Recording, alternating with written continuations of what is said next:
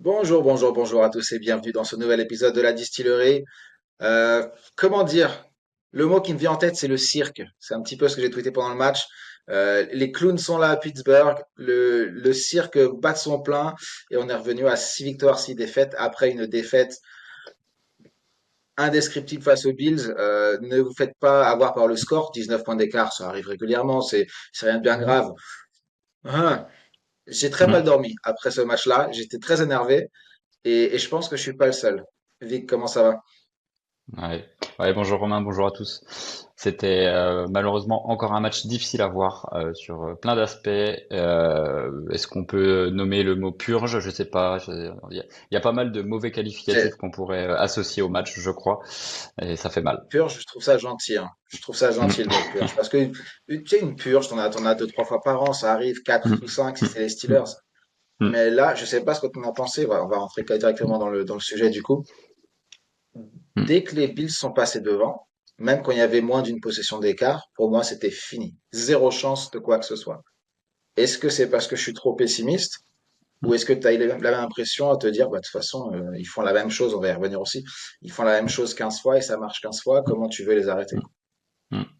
Ouais, alors ils nous ont à la Steelers Way, ils nous ont donné quand même un peu d'espoir en début de match, hein, avec un premier drive intercepté, une interception sur Josh Allen. Mais c'est vrai que dès Ouais, qu'ils ont commencé à lancer leur offensive, bah on sentait qu'on n'arrivait pas du tout à les arrêter et ça s'est même amplifié jusqu'à la fin, quoi. C'était compliqué à voir, surtout avec des jeux qui étaient souvent les mêmes et dont on n'avait aucune réponse à donner. ouais, c'est ça. Le tournant du match, Mm. il est pas difficile à trouver, hein. C'est vraiment le retour des vestiaires à deuxième mi-temps, le premier snap, en gros, hormis le kick-off, où Mm. Aaron Rodgers, je sais pas ce qui lui passe par la tête, mais il a décidé qu'il pouvait rester dans la poche de protection pendant environ un quart d'heure. Et c'est pas le cas. C'est pas le cas. Et donc, il s'est fait saquer par derrière. Mm.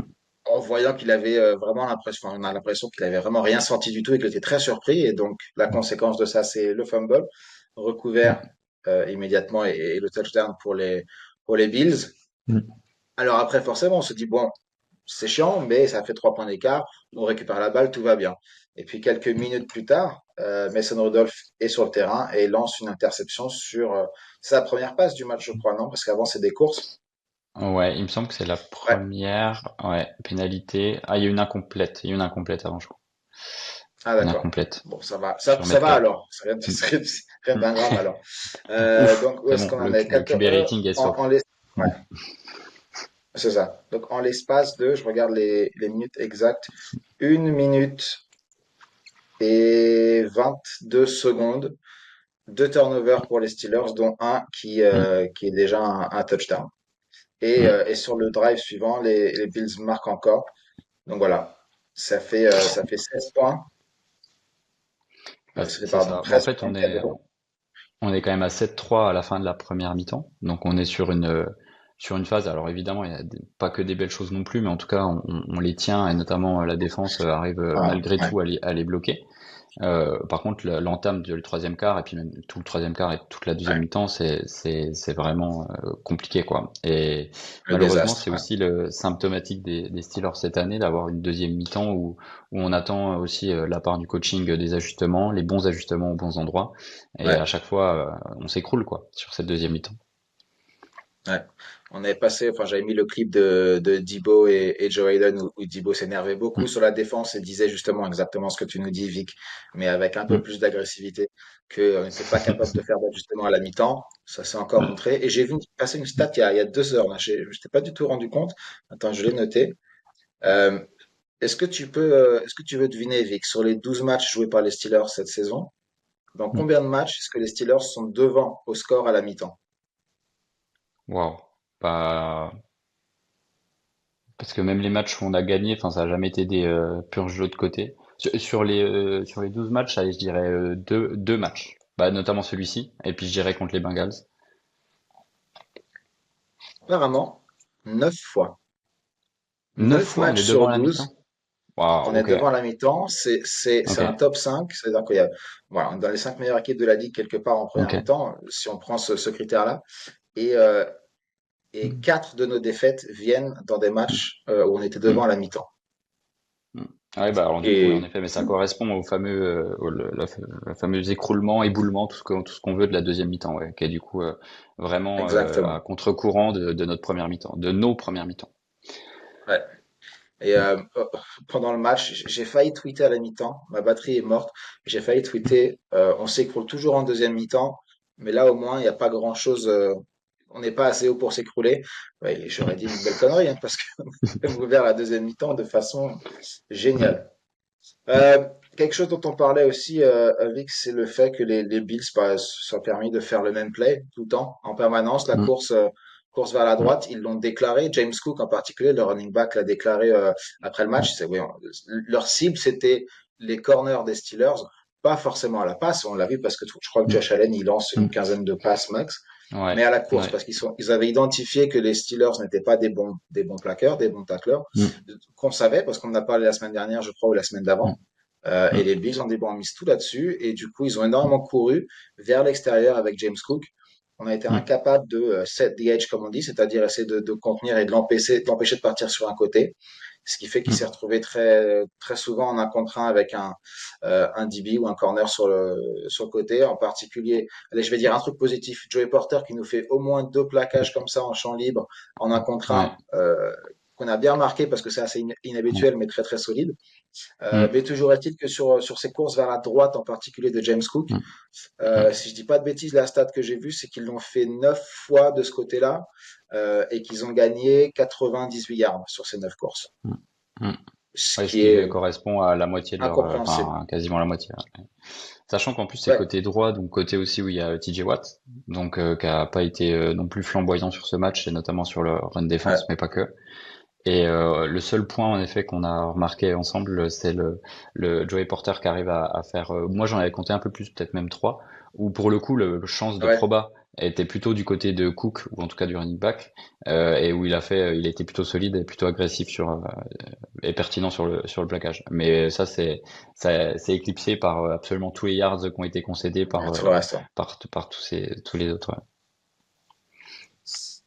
Ouais, j'ai la stat Ouais. devant moi. James Cook, il a couru 32 fois Mm. Mm. Ouais, pour 32 carrés. 144 yards.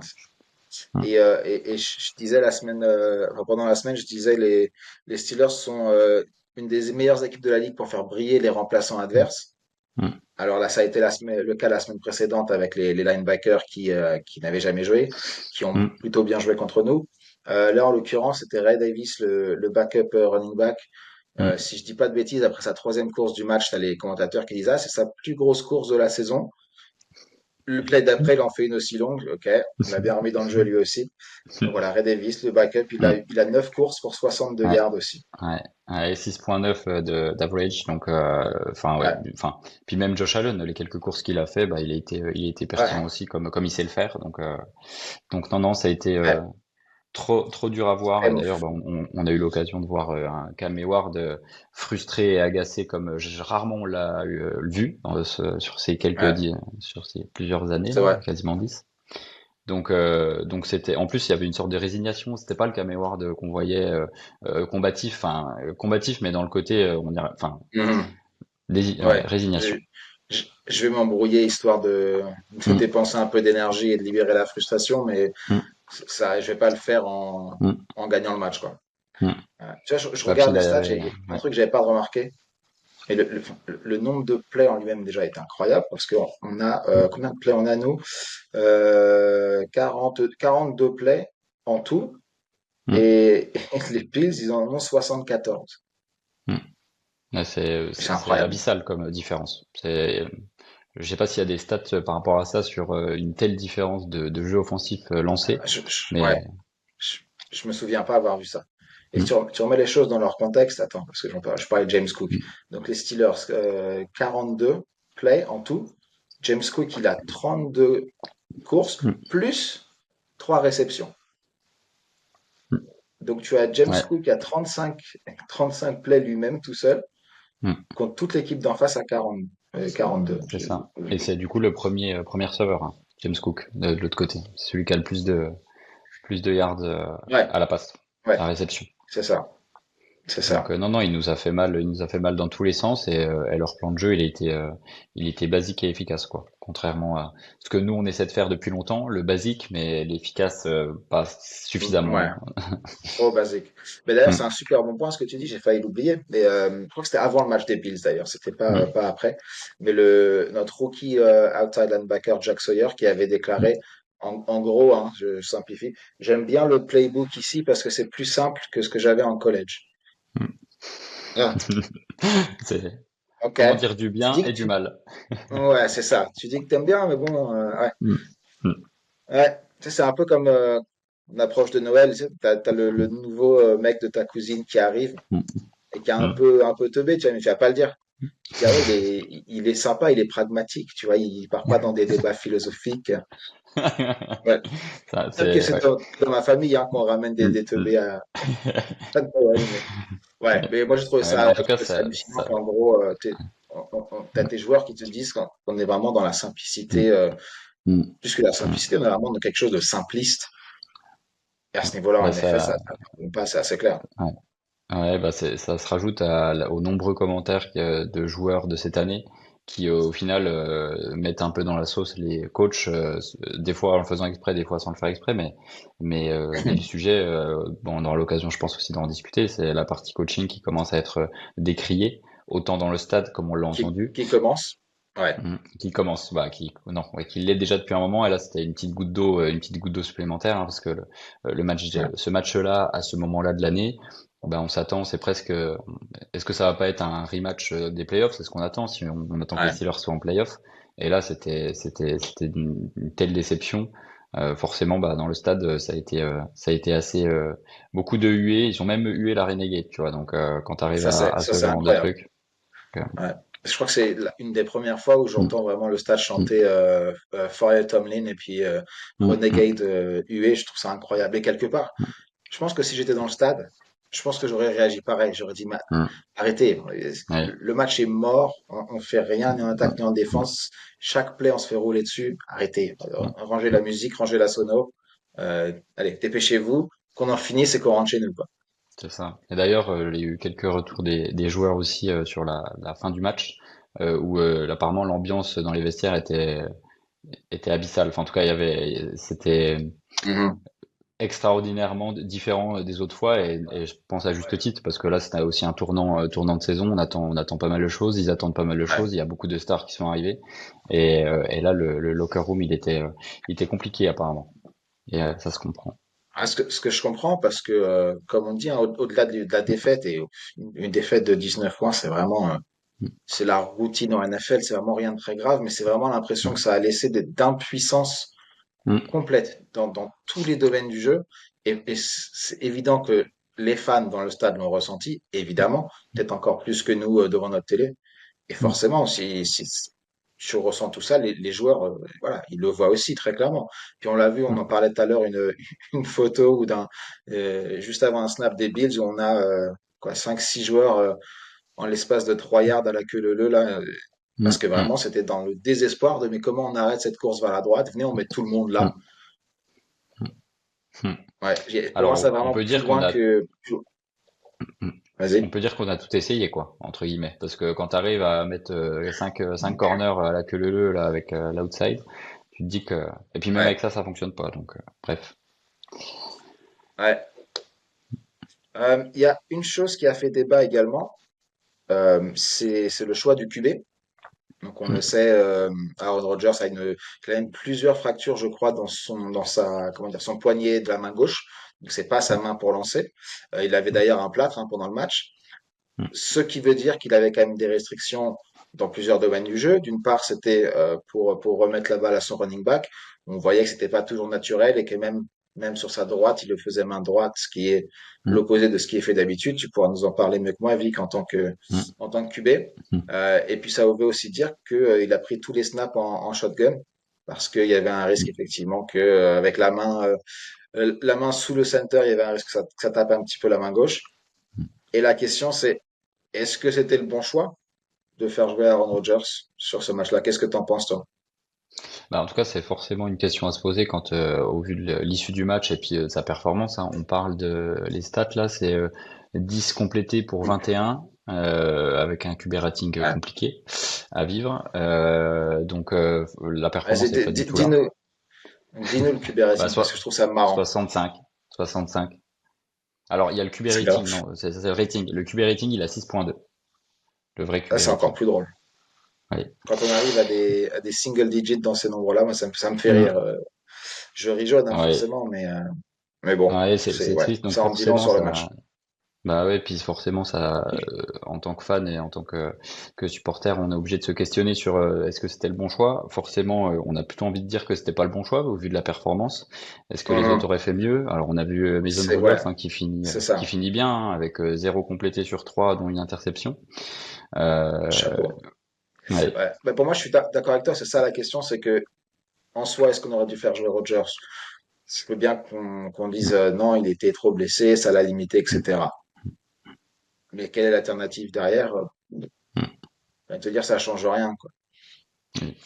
Ouais, Je sais que c'est puis un après, débat, comme tu as dit, c'est une mm, question qui se pose, mais j'ai mm, envie de te dire, une fois que tu as trouvé la réponse à la question, mm. t'es pas plus avancé, quoi. Ouais, puis est-ce que réellement il était limité dans ses mouvements, dans ses gestes? Donc en effet, il était en position pistols ou shotgun il était jamais en snap enfin directement sur le snapper, en snap au cul. Ouais, Et est-ce que réellement ça a limité ses actions, en tout cas dans la passe et dans. Je pense que s'il a joué et notamment il avait fait quelques entraînements avant full participation, c'est notamment qu'il était en mesure de jouer. Donc j'ai pas envie de défausser la mauvaise performance de Rodgers par cette blessure là. Donc c'est d'autant plus triste du coup. Euh, et ça ouais. donne, et en effet, comme tu disais, derrière les probabilités, enfin les possibilités, pardon, de joueurs, bah, on a Rudolph, on a déjà vu et ça a été compliqué. Et puis l'autre solution, c'est, on l'a évoqué aussi, je crois, le podcast de la semaine dernière, c'est un Will Howard. Est-ce qu'on le lance au feu face aux Bills à ce Ouais. moment-là de l'année? Après, il y a une question qui m'est venue en cours de match. Et on rentre vraiment dans le détail et c'est peut-être pas ce qu'on Mm, devrait faire sur un match aussi cataclysmique, mais donc, Will Howard était inactif. Avec les nouvelles règles depuis cette année ou l'année dernière, je sais plus, mm, tu peux avoir un QB inactif qui est ton troisième QB et qui aura le droit de rentrer dans le match, de devenir actif si les deux QB précédents deviennent indisponibles, en mm, particulier en cas de blessure. Est-ce que avec Rodgers et les circonstances qu'il avait, est-ce qu'il n'aurait pas été malin de mettre Will Howard pas inactif de façon à pouvoir faire le choix de le mettre sur le terrain si besoin? Encore une fois, je ouais. pense pas que ça aurait changé grand-chose, mais voilà, c'est un petit point de détail et je pense que beaucoup de gens pensaient la même chose parce que Mm, sur Twitter, tu voyais, et mm, c'était très méchant, ah non, on est à une blessure de Mason Rudolph, de voir Will Howard.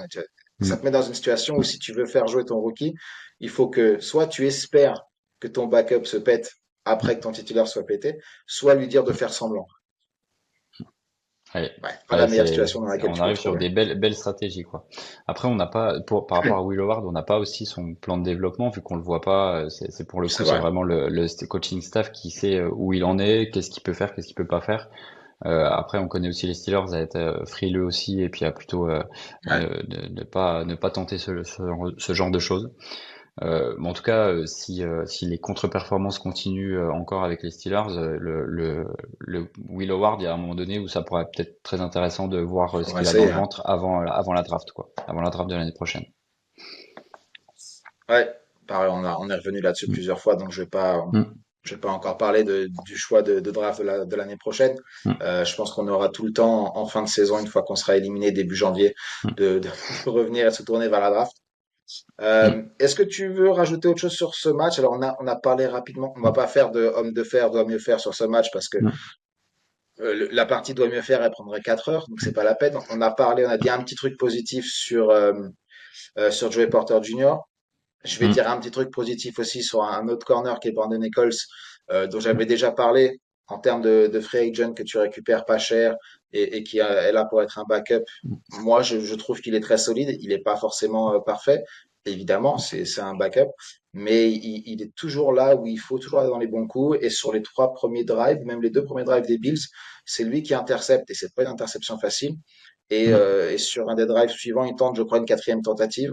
et c'est Brandon Eagles qui vient et qui fait un pass Ouais, break-up. Donc voilà, c'est il n'y ça. a pas Ouais, un homme de fer très long cette semaine, mm, mais il mm. mérite au moins qu'on parle de lui rapidement.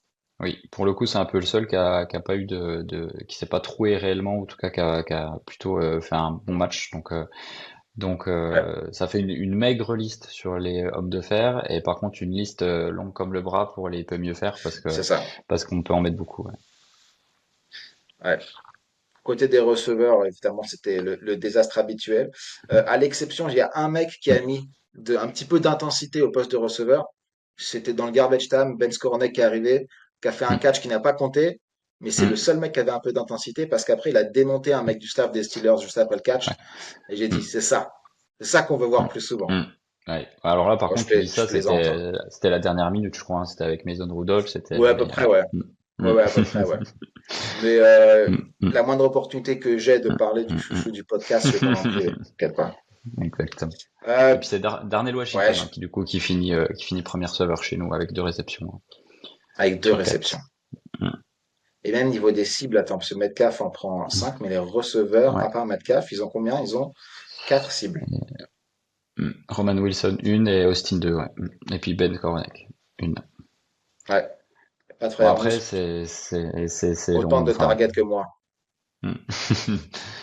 C'est le jeu qu'on connaît des Steelers depuis le début de l'année aussi, quoi, hein, avec plus enfin, Ouais, tight end et running back vampirisent les balles, parce qu'on est ouais. sur ce style de jeu-là, quoi. Donc, Après, si on parle du nombre de targets au total, hmm. ben oui, mais quand t'as 21. lancé 22 fois la balle, forcément, personne n'aura énormément de targets quand t'as lancé la balle Hmm. 22 fois tout le match, quoi. Bah, puis quand tu perds à -19 et puis que t'as lancé que 21 fois, enfin, on revient le nombre de jeux offensifs lancés qui est triste à constater. Ouais.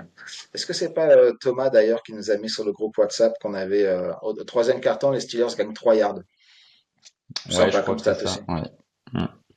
Ouais, un truc aussi qui a tourné sur quand Jonnu Smith est sur le terrain et quand il ne l'est pas, Oui, en termes de yards encaissés, enfin encaissés, pas encaissés, yards mis en place. ouais, Et du coup, ça met en lumière aussi pas forcément une bonne utilisation du joueur, ou alors en tout cas un joueur qui n'est pas suffisamment capé pour nous, enfin capé pour nous, en place, suffisamment en ouais, place, mais c'est triste à voir aussi ce locker room de tight end dont on a du mal aussi à trouver de la régularité. On a Pat Freiermuth qui a mis ouais, 3 TD sur un match qu'on n'a pas vu les 3 matchs d'avant, les 3 matchs d'après.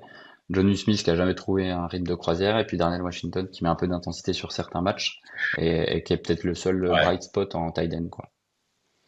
ouais, c'est ça. Après, Mm, personne, je l'adore, évidemment, on en parle beaucoup. Il a fait des matchs super, c'est super intéressant. Enfin, intéressant, c'est pas le mot, mais c'est toujours bien de le voir jouer parce que, voilà, c'est une montagne qui court et qui saute par-dessus d'autres mecs, c'est super. Mais je maintiens que ça devrait être un tight end numéro 2 et que tu devrais mm, avoir un tight end numéro un qui est vraiment un pass catcher.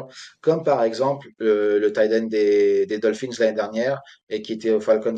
John Smith, il s'appelle. Je sais pas si vous ouais, connaissez. Euh, putain, il serait pas mal, Ça me lui, dit quelque peut-être, hein. chose, hein. Ouais. Mm, Et ça, pour moi, c'est encore plus mystérieux parce qu'il a joué mm, à Atlanta, il a joué sous Arthur Smith, bon, qui était le head ouais, coach et pas le coordinateur offensif. mm, Et, et à l'époque, les fans des Falcons, en tout cas pendant une partie de la saison, se disaient, mais qu'est-ce qu'on fout avec John Smith en premier tight end alors qu'il y a Kyle Pitts qui était derrière drafté mm, et en gros ils pensaient que John Smith était surutilisé, même si mm. à la fin de la saison ils ont bien compris qu'avec tous les yards et les touchdowns qu'il avait scorés ça leur allait très bien. Et puis on passe de ça à 2 ans plus tard, le même joueur, 2 ans plus vieux si on veut, Mm. avec le même Avec le coach, même, ouais. et on le voit pas. Mm. Je trouve ça incompréhensible.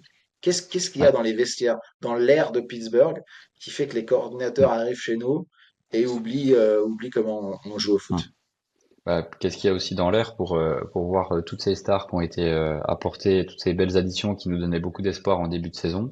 Euh, enfin, la grande majorité sous-performe. Alors, ça remet Ouais, le débat sur est-ce qu'ils sous-performent à cause d'une mise en place du coaching qui est pas en adéquation avec leur talent, et puis avec ce ouais, qu'il faut faire pour gagner, ou est-ce que c'est eux, la mayonnaise ne prend pas entre eux, ouais.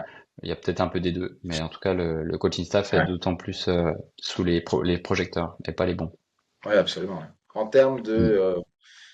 est-ce que la mayonnaise prend dans le vestiaire, j'avais l'impression, bah, après le match à Dublin, justement, on ressort, on est à 4-2, je crois. Mm. Et je voyais même dans les conférences de presse un petit peu d'euphorie carrément. J'ai le souvenir de Mm. DK Metcalf qui était ultra Mm. souriant, etc. Ce qui n'est pas toujours le cas avec DK Metcalf. Peut-être qu'on avait parlé dans le podcast que j'avais dit attention quand même pas trop s'enflammer parce que voilà. Mais dans le meilleur des cas, la mayonnaise prend et ils ont envie de jouer les uns pour les autres et c'est très bien.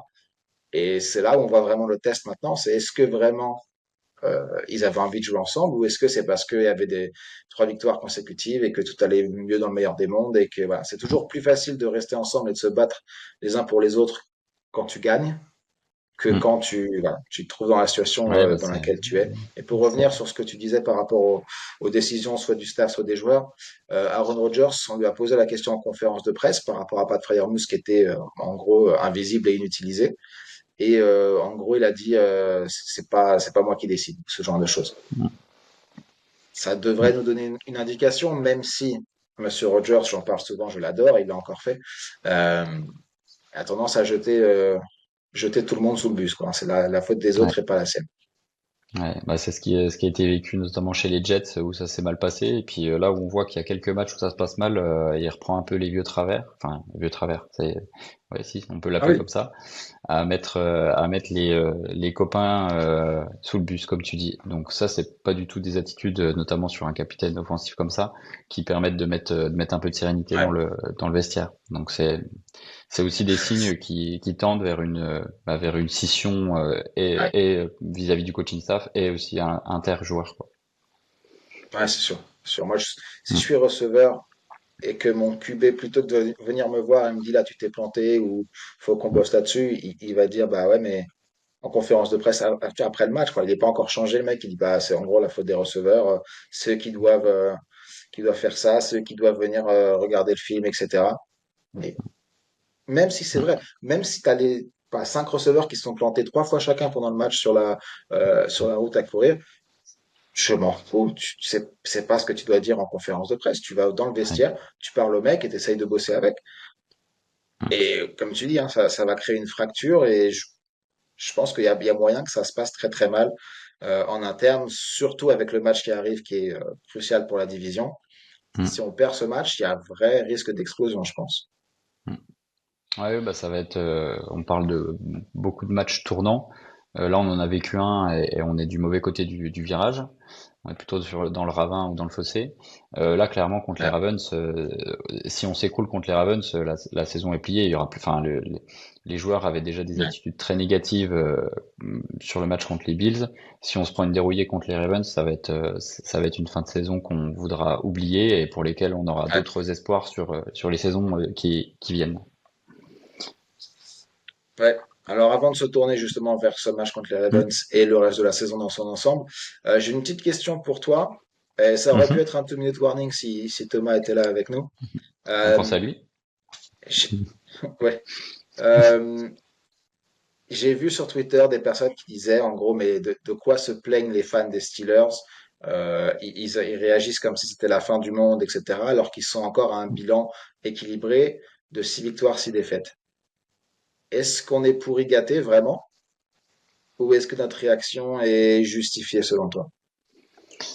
Et bah pour moi, étant Steelers fan depuis quand même pas mal d'années, on a des exigences et des attentes vis-à-vis d'une franchise historique qui a toujours plutôt bien travaillé son roster grâce à la draft, qui a toujours été une organisation solide et donc avec des attentes élevées.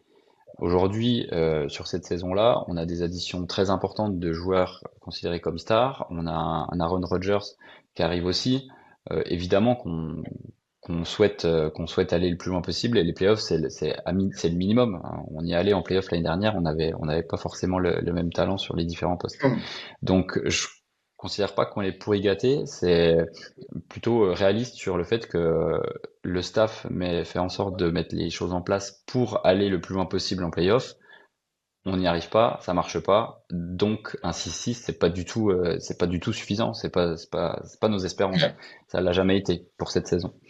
Donc je considère pas qu'on est pourri gâté, c'est juste les Steelers nous habituent à mettre en place des équipes pour aller jusqu'au Super Bowl Ouais, et s'ils le font pas, on fait pas de tanking nous. Enfin en tout cas, on n'a jamais eu l'occasion d'en faire ces dernières années. c'est vrai.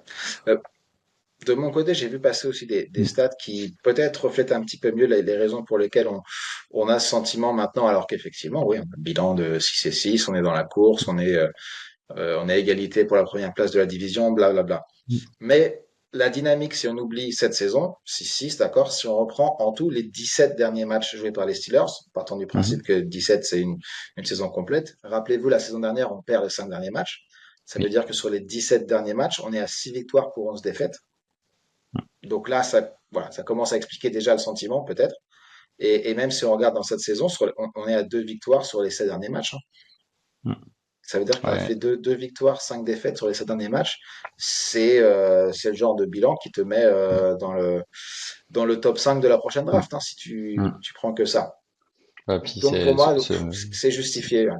C'est justifié d'avoir cette vision des choses, d'autant plus que, et mm. je l'ai déjà dit, c'est plus que les résultats de ce match qui vraiment est ultra frustrant, c'est de regarder le match, de regarder cette équipe toute la saison et de se dire, je vois pas de solution. Je vois pas Mm. comment tout ça peut changer. Et quand je dis tout Mm. ça, c'est toutes les faiblesses, que ce soit en attaque, en défense, qui sont pas nouvelles malgré les changements de joueurs qui durent depuis des années, des années, des années. Les joueurs passent, les coachs de position passent, parfois même les coordinateurs passent, et les problèmes restent. Et on arrive vraiment, enfin, je pense qu'on est face à un mur, on se dit, bah, je vois pas de solution, je vois rien d'autre. Mm. Il y a des équipes qui galèrent et puis qui vont se dire, bah écoutez, dans 2 semaines, on va retrouver ce mec-là en défense, il nous manque 3 joueurs blessés, etc. Alors oui, on a Deshaun Elliott sur hier, maintenant Broderick Jones aussi, mais franchement, je pense pas que ce soit des excuses aussi bonnes que, Non. que d'autres équipes. Et du coup, de toute façon, ces joueurs-là ne reviendront pas. La saison est Mm. terminée pour eux. Mm. Je vois absolument aucune façon de faire tourner la retourne, comme dirait Monsieur Ribéry, Mm.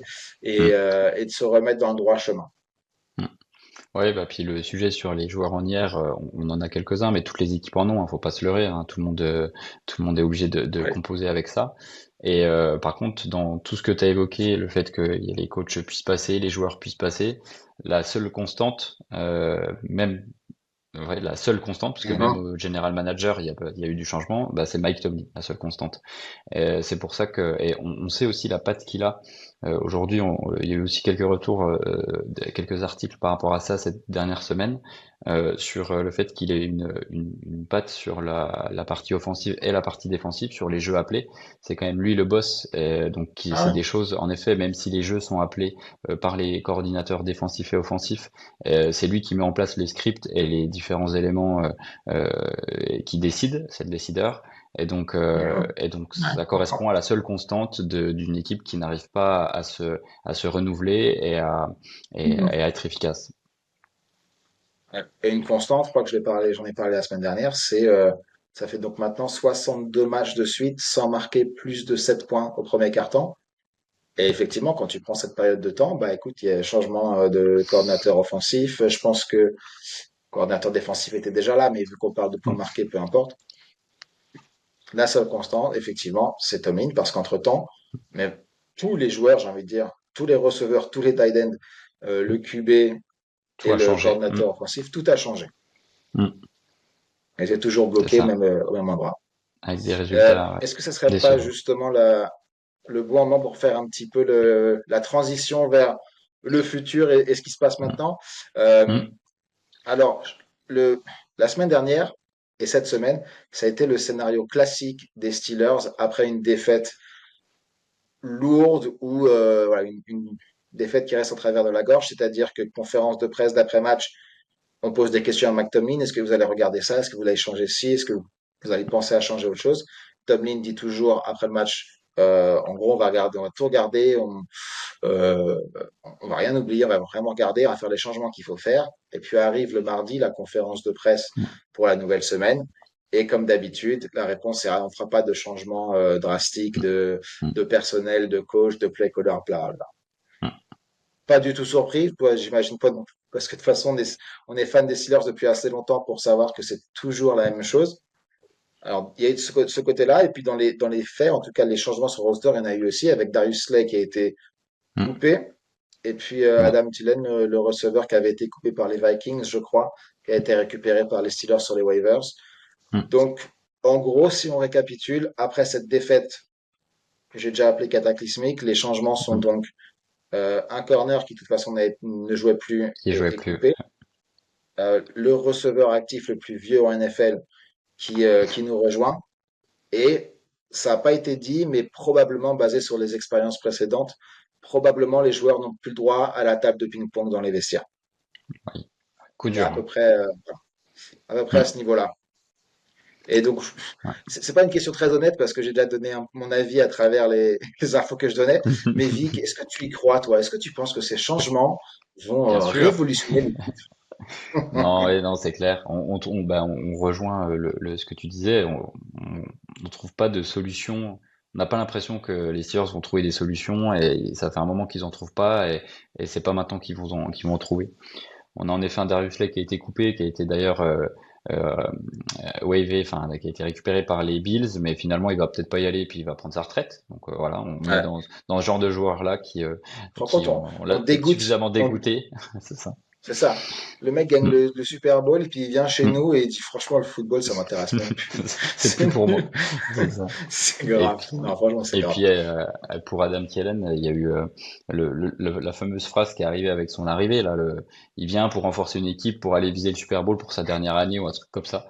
Il y a rien qui allait dans la phrase. Non, je suis pas sûr que qu'il soit N'importe là au quoi, bon ouais. endroit. Je sais pas s'il a vu les matchs des Steelers depuis le début de saison, mais euh, Ouais. mais du coup, Mais d'ailleurs, ça va pas ce qui rien m'a fait rire, c'est révolutionner. que ouais, j'ai vu ça comme toi. Ma première Mm. réaction, ça a été, mais attends, mais c'est pas lui qui a choisi son équipe. De toute façon, il a été Mm. claim sur les waivers.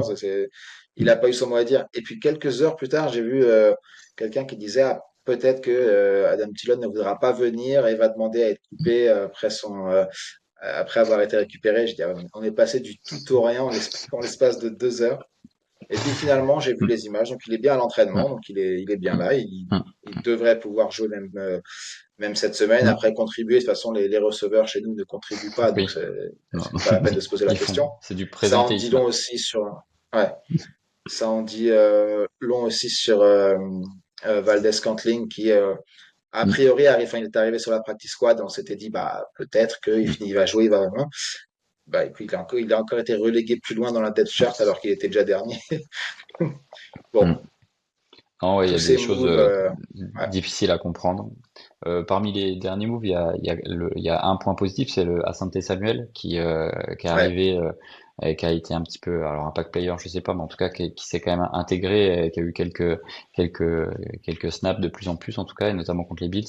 ouais, Mais sinon, tous les autres, enfin, la MVS, pardon, tu l'as cité, enfin, c'est un fail monumental. Je suis pas sûr qu'on le verra. Et puis, Adam Thielen, alors ils expliquent qu'il a quand même une hygiène de vie, aussi c'est un très très bon route runner. Alors, est-ce qu'il arrivera avec, ouais, du haut de ses 35 ans à apporter quelque chose aux jeunes receveurs des Steelers, je sais pas. Mais en tout cas, ça va pas révolutionner ouais, notre offensive. ouais. J'ai du mal à voir ça en milieu de saison, toi. Tu me dis, tu le fais Mm. venir en début de pré-saison, de training camp. Là, oui, il va aider les jeunes joueurs. Il va aider les Roman Wilson, euh, Calvin Austin qui est plus si jeune que ça fait quand même 3 saisons. Mais je veux Mm. bien concevoir qu'il va contribuer à leur Mm. développement. T'arrives pour la semaine 14. Non, soit tu joues et tu contribues toi-même, soit rien du tout, mais tu vas pas me dire que tu vas avoir une influence sur des joueurs quand tu fais 2 entraînements et demi par semaine. Oui. J'y Puis, crois absolument pas. quand, Après, puis quand ça veut bien pas même, dire hein. que je m'oppose à. Vas-y. Mm. Non, vas-y, vas-y. Ouais, ouais, quand bien même il a une influence aujourd'hui, enfin c'est le plan de jeu, le sujet par rapport à nos receveurs, c'est-à-dire que nos plans de jeu sont faits pour nos running back et tight end, et clairement il y a une confiance qui est pas mise en place avec les receveurs d'aujourd'hui, même si Adam Thielen arrive à donner à insuffler un peu Hmm, d'envie autour de tout ça, ça changera pas fondamentalement grand-chose sur notre offensive qui est pas marquée par les receveurs. ouais. Après, je tiens à dire quand même que Adam Thielen, j'aime bien. C'est un Mm. joueur que j'aime bien depuis qu'il s'est révélé. Alors, si je dis pas de bêtises, il s'est révélé un jour de Noël. quand il était à Minnesota et il jouait Mm, contre les Packers, donc ennemi de division, et il sortait mm, un petit peu de nulle part. Et je crois qu'il fait un match à 200 yards de touchdown, quelque chose mm, de fou. Et ça m'avait valu un titre fantasy parce que je l'avais récupéré free agent 2 jours plus mm, tôt, parce que j'avais mm, vu la trend, tu vois, du nombre de targets par match. Et voilà, depuis ce jour-là, j'aime bien le gars. Je regarde pas ses matchs, mais mm, je l'aime bien. Donc je suis biaisé, mais c'est vrai que mm. j'ai du mal à voir ça Non, comme un mais, move quand même qui va révolutionner l'équipe, quoi. ouais. Mais au-delà du fait qu'il t'ait bien aidé pour ta fantasy, c'est un joueur qui est plutôt apprécié. Enfin, c'est une personne un peu en mode Capitana ou autre. Enfin, en tout cas, qui a une aura et puis qui a été très très performant et très positif dans les vestiaires dans lesquels il est passé au fil de ces années. Et puis qui est encore là aujourd'hui à 35 ans aussi, hein, en tant que receveur, ça veut aussi dire quelque chose. Ouais, c'est vrai que j'ai Mm, annoncé le truc en me disant on allait chercher le receveur actif le plus vieux de la NFL. Mais quelque mm, part, oui, tu peux voir la chose de l'autre côté et se dire si le mec arrive à être encore actif en NFL à cet âge-là, alors que je crois que le deuxième a 2 ans de moins, ben, mm, doit faire quelque chose correctement, quoi, a priori. mm, mm. Bon, après chez les Ok, Vikings là, il y avait plus trop de target, hein, euh, oui, oui. C'est vrai que quand tu as cette les mecs année. Mm, devant mm, qu'il a, ouais, c'est effectivement, c'est difficile de trouver du temps de jeu. Et mm, c'est mm, pas un problème qu'il devait avoir à Pittsburgh. En tout cas, c'est pas les mecs mm, devant lui qui vont le gêner, c'est le fait qu'on mm, lance 3 passes par match. mm. Ça va limiter. Et Mm, je connais quelqu'un qui est positif sur les Steelers. Enfin, je connais. Monsieur Kyle Brandt, qui est sur Good Morning Football, qui est mm, le créateur des Angry Runs que vous voyez souvent. Euh, il a dit, je crois que c'était hier matin, il a dit les Steelers vont gagner à Baltimore. Et la logique était simplement, c'est comme ça que fonctionnent les Steelers. Ils perdent un match, c'est un désastre. Et le match d'après, forcément, on se dit, bah, ils sont pas du tout favoris et ils vont gagner. Alors, il a raison là-dessus, mm. mais j'y crois pas du tout cette fois. Parce que pour moi, Ouais. les saisons précédentes où effectivement c'était toujours le cas, ben, on savait qu'on avait des atouts quand même. On avait des forces. Mm, mm, Pas toujours constantes, mais on avait cette capacité à faire des bons matchs. Et j'ai pas vu ça cette saison et j'ai très envie mm, d'y croire et de battre Baltimore, mais mm. je trouve pas de Bah, ouais. raison logique d'espérer, quoi. Bah, j'avoue que le début de saison apportait un peu plus de lumière dans cette histoire-là parce qu'on arrivait à courant continu à faire on a fait des très bons matchs, hein. Le match à Dublin, il est fondateur sur pas mal de choses. Enfin, fondateur, non, c'est pas suffisamment fondé dessus, malheureusement.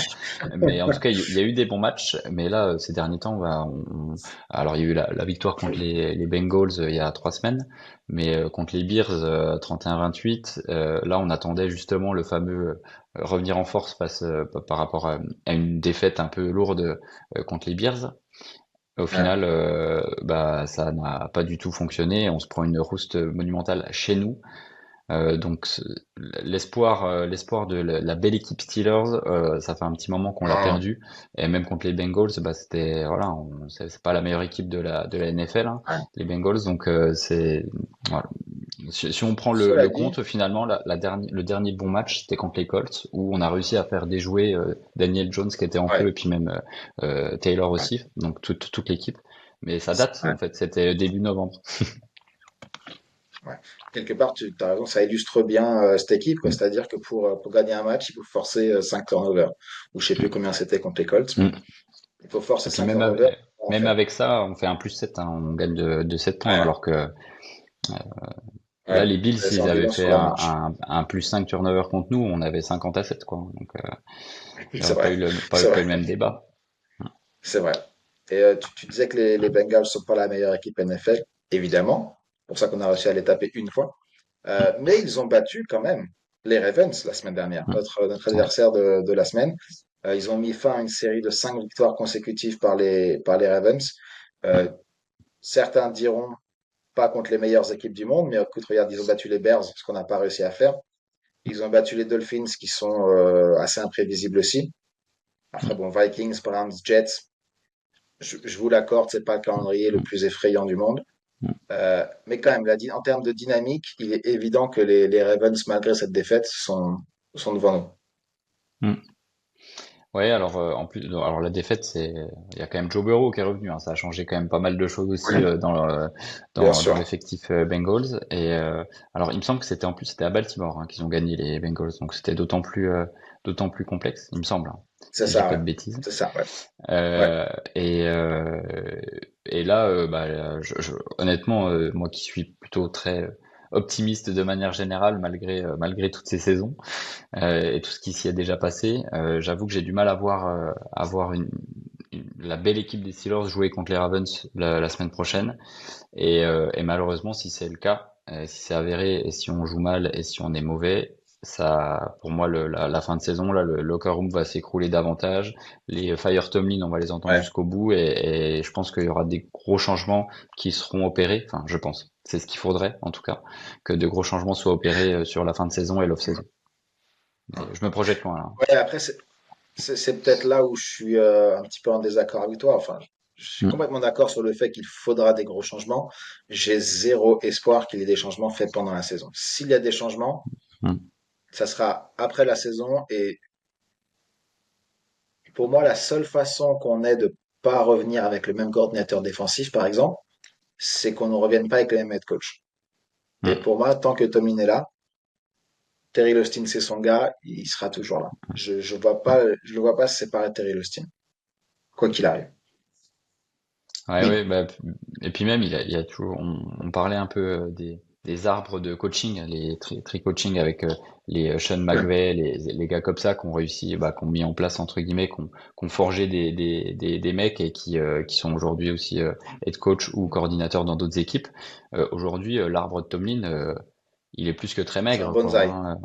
Ouais, C'est un petit bonsaï, comme ça. ouais, qui reste en hiver toute Honnêtement, l'année, quoi. c'est ça. J'arrive pas à te citer un seul nom de quelqu'un qui a appris sous Tomlin et qui a fait une Mm, carrière NFL derrière. J'en ai pas. mm. J'en ai Bah, aucun. il a fait l'inverse, hein. Il a pris des Brian Flores, etc. Mais l'inverse n'est pas vrai, la réciproque n'est pas vraie. Ouais. Il y en a pas qui sont partis Ouais, et qui ont performé à haut niveau sur des postes de coordinateur ou d'être coaching. c'est ça. Ou ceux qui l'ont fait après être Mm, passé par mm, Pittsburgh étaient déjà plus expérimentés mm.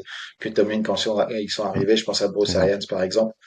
Mm. Donc, Oui. ouais, il y a pas vraiment Et puis cette... il a aussi profité de Dick LeBeau qui était là avant lui et qui a fait encore de très belles années jusque je sais plus quand il a pris sa retraite dans les années d'entre 2000 vers 2015 je sais plus. Enfin bref. Mais du coup Ouais, c'est dans ces eaux-là. c'était pas un produit Tomlin quoi du tout. Et Bruce Ouais, Arians non plus c'est ça. d'ailleurs. Ouais. C'est marrant que tu parles de Dick LeBeau. Mm, J'ai vu un tweet mm, de Brian Feoko, l'ancien nose tackle des Steelers, en tout mm, cas backup nose tackle pendant 2 ans, qui en mm, gros utilisait cet argument en disant que les Steelers jouent encore une défense digne de l'ère de Dick LeBeau. mm. Et 15 je ans pense 15 ans que de retard. personne n'a été surpris. C'est ça, c'est ça. Mm, Et c'est quelque chose que j'avais pas forcément pensé. Et je trouve ça super intéressant qu'un mec qui a fait partie de cette défense, qui s'est entraîné avec, mm, qui avait le playbook et mm. qui devait exécuter ce qu'on lui disait. C'est-à-dire que même lui, il se disait à l'époque, mais ouais, comme tu disais, on est 15 ans derrière, quoi. Ouais, ouais, bah c'est décevant. Alors après, la défense a quand même eu de belles années malgré tout, et ça a et puis l'attaque aussi. Mais enfin, faut être clair, depuis que Big Ben n'est plus aussi aux manettes offensives chez les Steelers, on n'a plus d'identité et on retrouve un peu à l'image de Bill Belichick quand il a perdu Tom Brady quand même. Hein. Ouais, C'était le meilleur, c'était lui même qui avait entre guillemets créé créé Brady, pardon. ouais, Aujourd'hui, on retrouve un peu la même déchéance avec Tomlin qui arrive pas à trouver de remplaçant. Et d'ailleurs, c'est même pas Tomlin qui a fait Big Ben hein, non plus. Il a hérité de l'équipe de Bill Cowher ouais, à son apogée, que ce soit en termes de coaching ou en termes de joueurs à l'époque. c'est vrai. Si on spécule un petit peu, Vic, Mm, soyons négatifs. Les Steelers perdent ce week-end contre Baltimore. Un match encore mm. désastreux où on fait un Mm. total de 134 yards en attaque et 30 Derrick Henry 30 court plays pour offensifs. Mm. ouais, et Derrick Henry court pour 999 yards parce que le tableau d'affichage ne peut pas aller à 4 chiffres. Mm. Qu'est-ce qui se passe? Steelers sont à 6-7, défaite contre les Ravens qui reprennent donc la tête Mm, de la division avec un match d'avance, qui aurait en plus le tie-break devant nous, donc ça compte comme mm. s'ils avaient deux matchs d'avance. Qu'est-ce Bah qui se là, passe après pendant les ouais. semaines qui suivent? Bah là, le pourcentage proba de passer les playoffs, il s'effondre déjà, parce que du coup, on est en effet derrière les Ravens et en plus, on les rejouera en fin de saison. Donc il y a Ouais, dernière ça, et journée. donc du coup, avec l'idée de playoffs qui s'en vont, ça va juste amplifier les problématiques qu'on entend aujourd'hui entre joueurs et aussi sur le coaching staff, avec une pression qui sera d'autant plus importante sur Tomlin. Sachant que, là où je te rejoins, je pense pas qu'il y aura de gros changements pendant la saison. Mais par contre, ça annonce une fin de saison qui va être merdique à regarder, à voir, qu'on va subir jusqu'au bout, avec probablement encore des défaites contre on pourrait même perdre contre les Browns le 28 décembre. Enfin bref, Ah ouais. euh, des, et donc un peu un give-up sur la saison si on perd méchamment contre les Ravens. Ouais, et j'ai du Mm. mal à, comme on le disait, hein, c'est pas dans les habitudes des Steelers de tanker, même si je crois les gens qui disent que tanker en NFL c'est impossible parce que si tu es à 90%, ton risque de se blesser est multiplié par 10. Je veux bien entendre, mais on n'a pas l'habitude quelque part de faire une fin de saison sans intérêt. C'est pas le cas évidemment, mais si on perd deux matchs de suite, voilà, ça sera le cas. Faire deux matchs de plus de suite, on n'a pas l'habitude. Et je sais pas de quelle façon on regardera les matchs. Je sais pas de quelle façon Tomlin parlerait. Parce que clairement, il le comprendra lui aussi, hein, à 6-8, si les Ravens sont à Mm. 8-6, t'es mort. J'arrive même pas à l'imaginer en conférence de presse, Ouais. Matt Tomlin, hein, Bah en fait, il on n'a admettra jamais jamais que vu. c'est mort, tu Ouais. vois, mais Non, non, puis on n'a jamais vécu ça, pour le coup. Il a toujours eu que des saisons positives ou égales, là, avec les 8-8 et compagnie. Donc il arriverait encore à viser ce record-là, parce que finalement, c'est le seul record qui tient. ouais, Mais là où je te rejoins, c'est que nous, en tant que supporters, et puis même eux, le staff coaching à tout niveau, ce serait un aveu de faiblesse d'accepter le sort d'un 6-8 qui serait désastreux pour la suite de la saison. Enfin, ça serait une des rares fois où là, les playoffs sont même plus accessibles, alors qu'on a toujours, avec le septième spot, on arrivait à s'en sortir parfois, quoi. c'est ça. C'est ça. Ouais. Ouais, c'est vrai que c'est quelque chose, j'ai du mal à l'imaginer et je reviens sur la question que je t'ai posée tout à l'heure. Là, Mm. si les gens nous entendent parler, les supporters d'autres équipes, effectivement, on se dit, oh, je sais pas comment ça va se passer si on a une fin de saison sans intérêt. Je pense qu'on passe pour des gros pourris gâtés. Ouais, c'est peut-être le cas. Là, je nous ai entendus, là, je dis, ah ouais, Mm. en fait, ils ont, Mm. ils ont peut-être raison, les gens. Bah, après, on a quand même eu un Big Ben pendant de très nombreuses saisons. C'est un franchise quarterback, forcément. On a été aussi Ouais, élevé dans ces attentes-là. Aujourd'hui, on se rend compte que sans franchise quarterback, c'est quand même pas, c'est pas simple. ouais. Et puis on le savait quelque part que la transition serait pas forcément immédiate. C'est très très Mm. rare qu'une équipe passe d'un franchise QB à un autre sans intérim. Euh, c'était à Paris hein, que ça serait le cas, qu'on aurait Mm. quelques années de galère. Mm. Ah, là, on Maintenant, tu mange vois, il le y a pain galère et galère noir, selon on moi. attend. Ah oui? Ouais, c'est ça. Après, il y a galère et galère. Et c'est aussi ça dont on parle en tout début de saison dans ce podcast, c'est que l'incertitude de ramener un QB de 41 ans, c'est que t'es encore dans le flou, quoi. T'as pas de plan même sur un horizon de 2 ans ou 3 ans. Mm. Et c'est peut-être ça qui est un peu frustrant aussi, je trouve. C'est que parfois, voilà, il y aura d'autres équipes qui vont dire, bon, écoutez, on a drafté un QB, on y croit. Et ils continuent avec ce QB pendant plusieurs années parce qu'ils voient des choses. À la limite, même si c'est le cas, Kenny Pickett me vient en tête. Mm. Mais Kenny Pickett, quelque part, il a fait quoi? Il a fait 3 saisons chez nous. Et pendant ce temps-là, même s'il avait rien montré de très haut niveau, on avait encore cette logique, cette pensée de peut-être qu'il va se développer. Et on avait une Mm. vision sur plusieurs années voilà, qui était fausse quelque part parce qu'on a bien vu comment ça s'est terminé. Et là, depuis l'arrivée de Fields et Russell Wilson et Aaron Rodgers, on change de QB tous les ans et puis On va Ouais. chercher le mec le plus Alors, vieux possible et voilà. on fait un peu, on est un peu en mode pansement pour probablement essayer de tirer sur les joueurs stars, les Kame Ward et TJ Watt pour lesquels on est obligé en tant que coaching staff de leur dire l'objectif c'est d'aller au Super Bowl parce que c'est Ah ce ouais, que c'est la gloire que ces personnes attendent. Et mais d'un autre côté, euh, tant que tu ne laisses pas la chance à un jeune et tant que tu ne tentes pas des choses, bah tu n'as pas le même. Enfin, tu peux pas créer cet espoir-là, cette étincelle-là aussi. Donc, force est de constater que les Russell Wilson et Rodgers qu'on a eu, ils n'ont pas révolutionné notre style de jeu ni ouais, notre locker room, notre vestiaire. Et je pense qu'il faut probablement arrêter avec ces solutions pansement qui ne fonctionnent ouais, pas, a priori. ouais. Et puis au-delà du poste de QB, tu penses au secondary, on a recruté, on allait chercher un Jalen Ramsey, un Darius Slay, euh, Deshaun Elliott qui est arrivé des Ravens. Maintenant, on allait récupérer Jabril Peppers et Kyle Duggar. Mm. Et maintenant, Asante Samuel. Tout ça, c'est des acquisitions de mecs qui ont, allez, le plus jeune doit avoir 25 ans dans le lot. Tout ça, c'est des acquisitions. Au poste de linebacker, Patrick Quinn, c'est pareil. C'est un mec qui avait déjà quelques saisons euh, dans le Mm. coffre. Est-ce qu'on développe encore des joueurs, tu vois? Est-ce qu'on développe Bah, encore vraiment des joueurs draftés? mm. Le seul C'était motif quelque la, part d'espoir à ce niveau-là, c'est la ligne offensive, où effectivement, Zach Frazier montre des choses pas mal. Il y a peut-être quelque chose. Mais mm. cette logique qui était celle des Steelers de toujours drafter et se reposer même peut-être trop souvent sur les joueurs draftés, leur donner peut-être trop de chance avant de s'en séparer. Alors là, on est Mm. vraiment de l'autre côté complet et on Ouais. va chercher des mecs sur le marché et puis on est Bah, sur du court terme.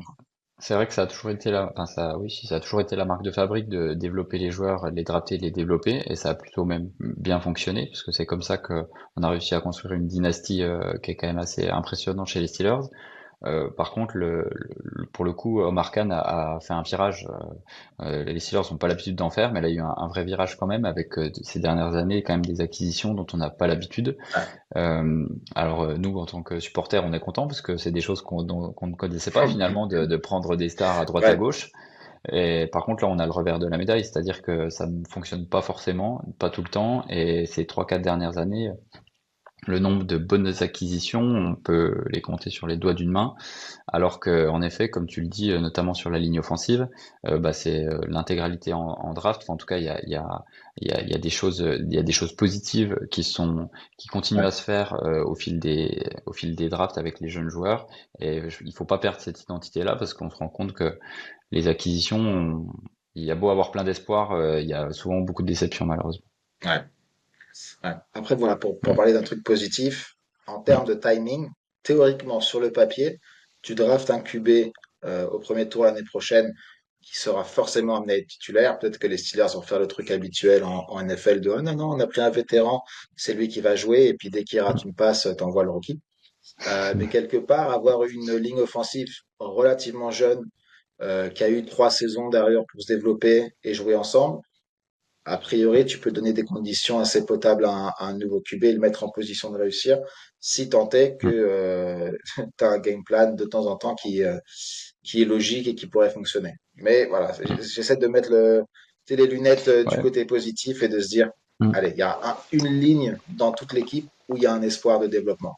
Mm. Ouais, et puis là où je te rejoins pour le coup, c'est qu'on a aussi, enfin notre MVP saison pour nous, c'est Jalen Warren quand même, qui est du coup Le backup, le une arme, backup ouais, qu'on utilise. le backup de Gainwell, ouais, mais qui est du coup une arme offensive qui permet de délester de la charge sur un QB, qui soit jeune ou vieux d'ailleurs, et donc ça c'est quand même une Ouais. force aussi avec la ligne offensive pour les années à venir Qui est très normalement. bon, qui est très bon en passe pro. Si Mm. seulement on l'utilisait, le mec, franchement. Mm. Si Ouais, seulement. non, bon. Alors, Gainwell, on a eu le débat. Gainwell n'est pas mauvais, hein, loin de là. Mais Warren, c'est MVP saison de loin, quoi. Ouais, Il n'y a même pas de débat par rapport à ouais, ça. je suis d'accord. Je viens de me rappeler du coup. Je sais pas si tu te rappelles pendant le match, je crois qu'on tente une quatrième tentative contre les Mm. Bills. C'est fourth and goal, je crois, donc quatrième tentative et en gros il faut marquer à 2 yards Mm. de la end zone Oui. et on a donné la balle à Gainwell. Et Mm. t'as peut-être un mec qui a quoi, un top 5 dans la ligue en termes de running back qui peut aller tout droit et faire tomber des quilles comme une boule de bowling. Et tu dis non, non, on va donner le mec tu sais, qui est bon sur la passe et qui est bon sur les courses sur le côté. Mais à quoi vous pensez, les Mm. mecs? Je sais même pas Bref. s'il a gagné un yard sur le jeu. Ah non, non, rien, zéro. Mm. Mm. Mm. Nada. Ouais, Ouais, c'est ce genre de choix là qui Rick, sont étonnants. Mm. ouais. Je vais te poser une petite question quand même, parce qu'on a beaucoup parlé Ouais. de l'équipe et de la franchise dans son ensemble, et j'ai l'impression qu'on fait un épisode de fin de saison. On n'y est pas encore, attendez une ou deux semaines. Euh, si t'es Mike Tomlin, toi, qu'est-ce que tu fais ce week-end et qu'est-ce que tu fais pour renverser la vapeur et essayer de terminer la saison sur un bilan positif? Mm. Bah, Tomlin, on le connaît aussi comme étant un coach joueur. Là, enfin, son taf, il doit être fait au niveau des team meetings et il faut qu'il regalvanise les équipes, euh, que ce soit, enfin, toutes les équipes, que ce soit le coaching staff et les joueurs. Donc, il faut Mhm. qu'il y ait pas mal de choses qui soient dites, des abcès de crevés, des choses aussi évoquées en conférence de presse qui doivent être évoquées. Enfin, il faut qu'il remette à plat pas mal de choses, sauf qu'il y a qu'une semaine pour le faire. Mais Ouais, c'est ça. il faut comme presque l'objectif, c'est de repartir sur des bases saines qui permettent aux joueurs et au coaching staff de se lancer presque dans une nouvelle saison sur sur cette dernière ligne droite de décembre. Parce que si on reste dans les airs dépités à la Cam Hayward contre les Bills, Euh, il emmènera ouais. nulle part l'équipe. Et pour l'instant, pour l'instant, elle est nulle part. Ouais. On a vu à Détroit, qui pourtant fait une saison bien meilleure que la nôtre. Donc Détroit, pour ceux qui le savent pas forcément, euh, très bonne saison depuis quelques années et ils ont perdu leurs deux coordinateurs cette saison, qui ont tous les deux trouvé des jobs de head coach ailleurs. Et donc ils ont dû ramener deux nouveaux coordinateurs pour cette saison. Et ça fonctionnait moyen avec le coordinateur offensif, au point que Dan Campbell, le head coach, a en gros repris le play calling offensif pendant les Mm. matchs.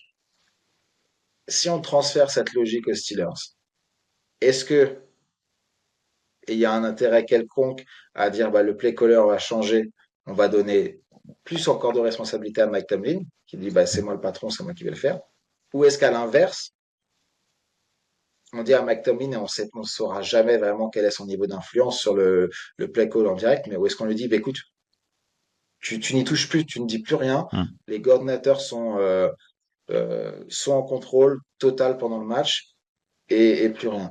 Et je vais donner encore une autre option.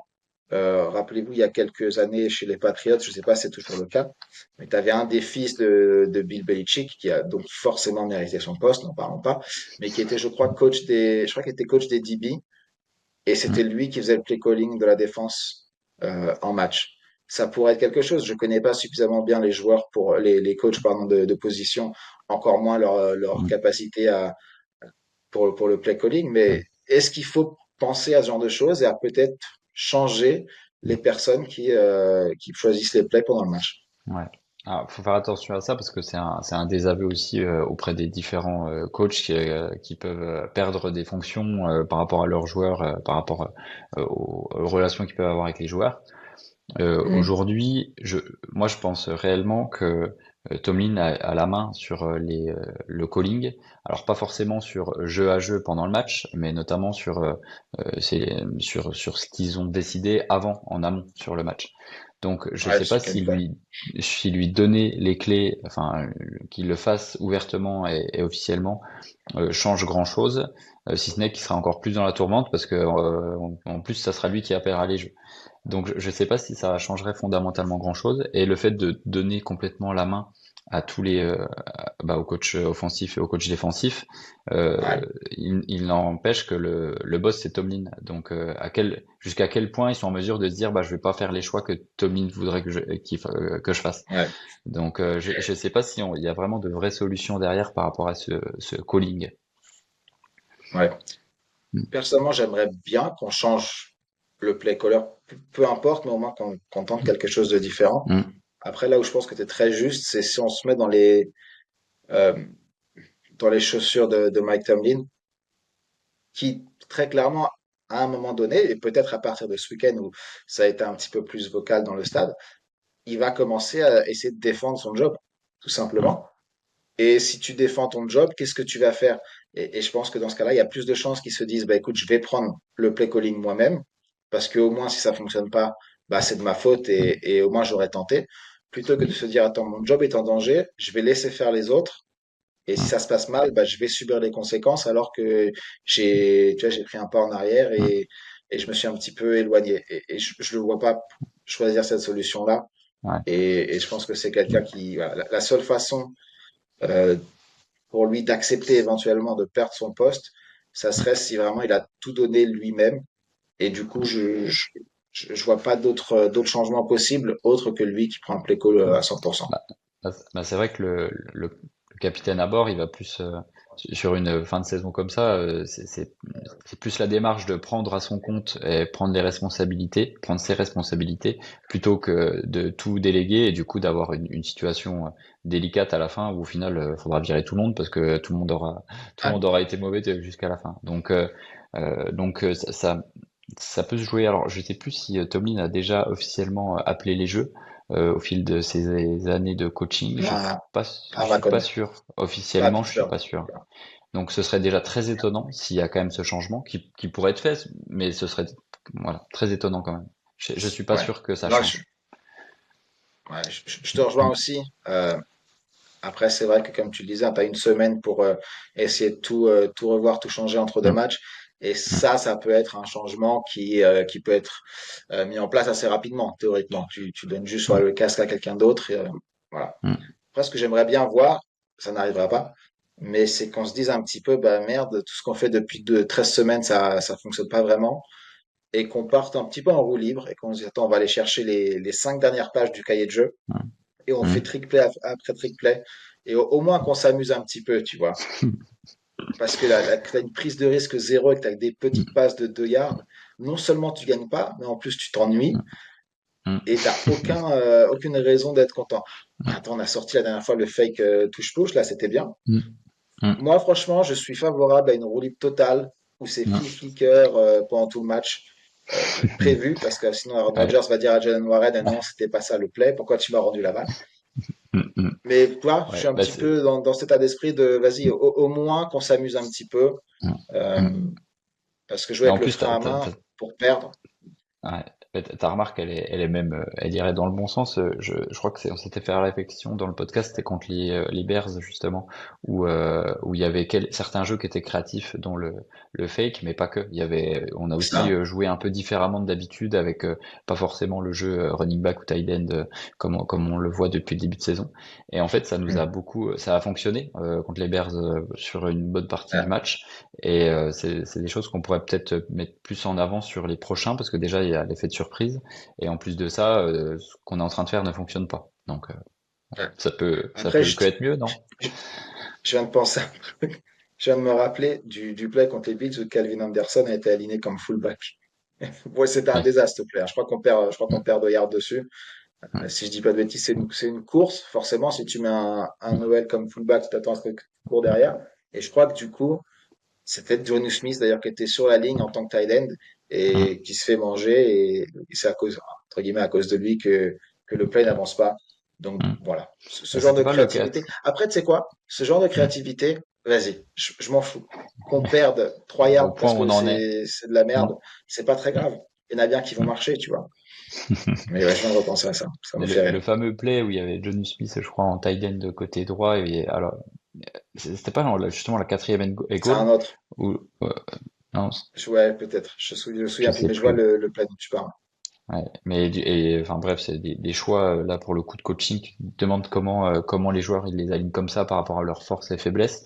En plus, c'était sur un Ouais. jeu important, alors peut-être un troisième ou le quatrième ou le fameux quatrième qu'on n'a pas réussi à passer. Ouais. Tu Mais veux expliquer mais alors en détail un peu plus, Vic, la formation et est-ce que tu es un peu bizarre avec ce play-là? ouais, alors il me semble donc Jonu était en tight end droit, mais je crois c'était Spencer Anderson qui était après, je sais plus exactement, j'avoue. Ouais. Oui, c'est Calvin Anderson, je crois. Hmm. Un des Anderson, en tout C'était cas, Calvi. qu'on confond toujours, Hmm, les deux OL. hmm, Mais effectivement, donc c'était, en gros, on a fait rentrer un sixième lineman hmm. pour Le mettre mettre Jonnu en Smith sur la ouais. ligne quelque part en tant que sixième lineman et tu fais rentrer ton tackle pour le faire jouer grosso modo tight end Mm. un peu plus éloigné. Et C'est ça. surprise, surprise, bah, Sur un jeu de John Smith, course. il s'est fait Mm. manger parce Mm. qu'en plus, il s'est retrouvé du côté de, merde, comment il s'appelle leur pass rusher? Greg Rousseau, je crois.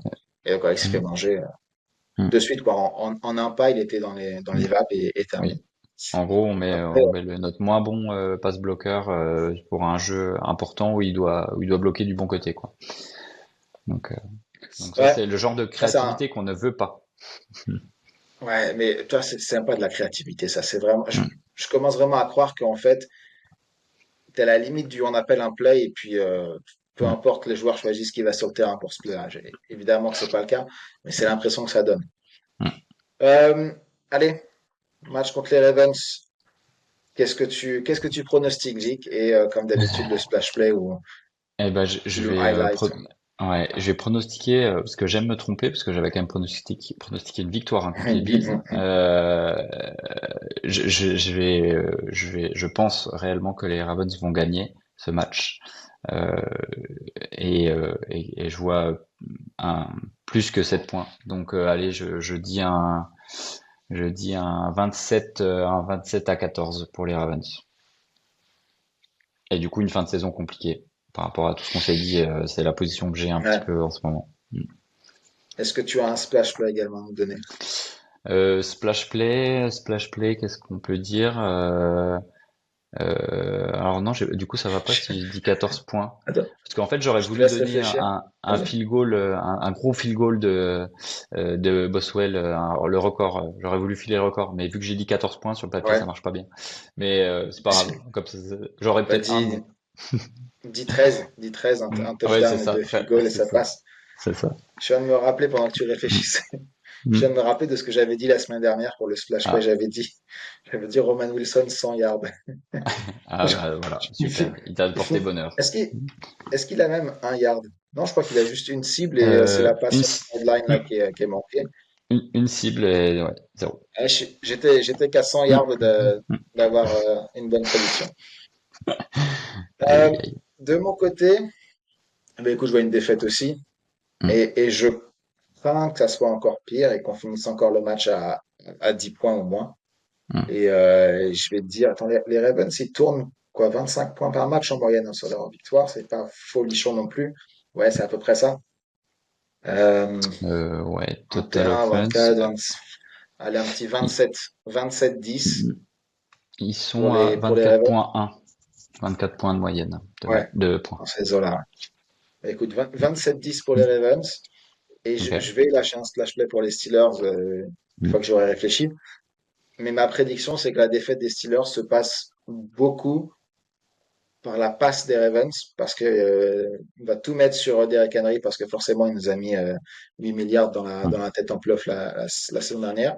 Et en faisant ça, on va relancer Lamar Jackson, on va relancer Zay Flowers, qui fait une saison catastrophique Mm. et qui me plombe en fantasy.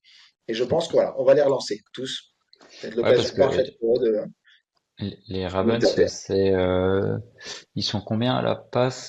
Tchouk, tchouk, tchouk. Ah non, ils Ah, sont quand même un ils peu, sont hein. pas bons, hein. Ils sont pas Ouais, bons, ils sont attends. moins bons que nous. Attaque. Alors imagine, moins bons que nous. Ils font 180 de moyenne, 180 yards à la passe de moyenne. On a 187 pour donner une idée. Bon, après, peut-être que leur moyenne est, comment dire, un petit peu biaisée parce qu'ils ont fait quelques matchs sans Lamar, euh, Hmm. Aussi. Oui. qui est pas le meilleur passeur de la ligue, hein, mais Hmm. quand il est là, ils ont peut-être un peu plus de confiance en ses capacités que ses backups. C'est clair. Du coup, attends, un vrai splash play pour nous, ou quelque chose d'intéressant en tout cas. Qu'est-ce qui serait bien?